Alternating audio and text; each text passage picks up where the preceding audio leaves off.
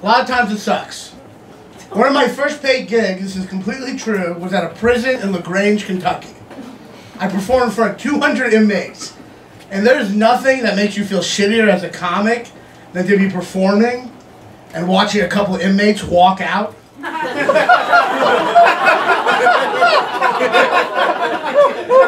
Because you know, they're just going back to their cells. That's it. That's it. There's not another room with midnight bowling or a movie. Those inmates were watching me on stage and they're like, you know what? I'd rather be in a cage right now. How about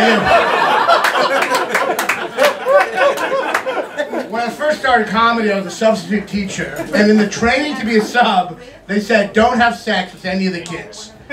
And the guy next to me wrote that down.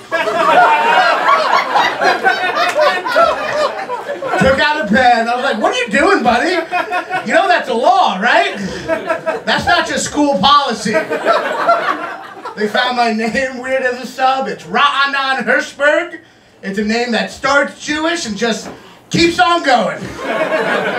My middle name is Bagel, Lox, and Cream Cheese Yom Kipperstein.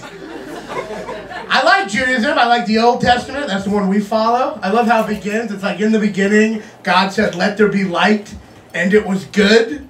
I love that, and it was good. It's like even in the beginning, he's already a very Jewy guy.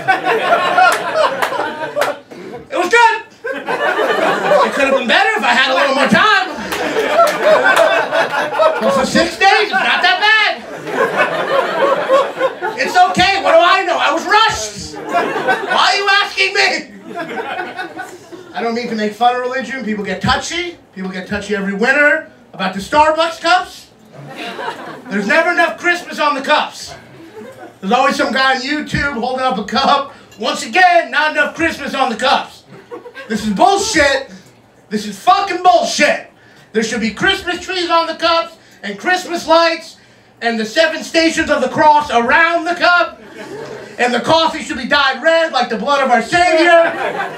And the Starbucks drive-thru should look like a confession booth. And the barista should be dressed like a priest. And instead of saying, can I take your order? She should be like, how long has it been since your last Starbucks purchase?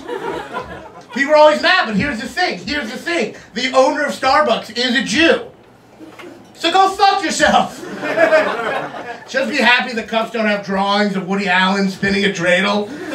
What the fuck, man? These cups have gotten really Jewy lately. People get mad about the stupidest shit. People were mad last year about a black stormtrooper in Star Wars. Which is hilarious to me, because I had no idea there were racist nerds. Did you? I didn't know those two communities overlapped. I want to meet one of these guys, just some racist guy with like a Confederate flag next to his Battlestar Galactica poster. Oh man, like a black stormtrooper. What the fuck, man? What's next? The goddamn Mexican in Hogwarts?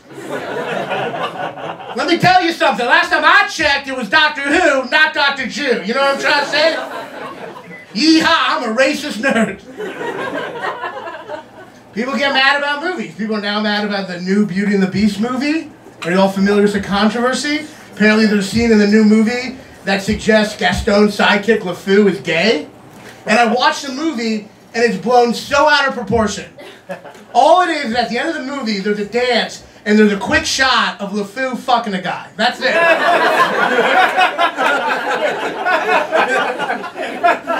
It's about 45 minutes long. I may have been watching a different movie. I don't know.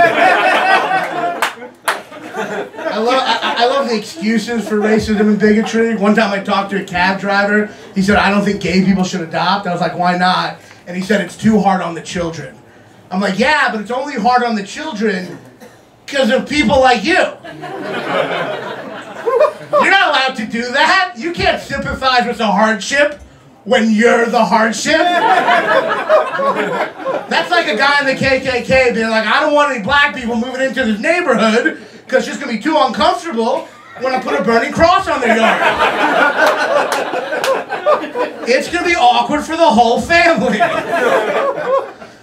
My favorite excuse, though, is one time my grandpa said something racist, and my mom tried to defend it. She said, well, he's from a different time.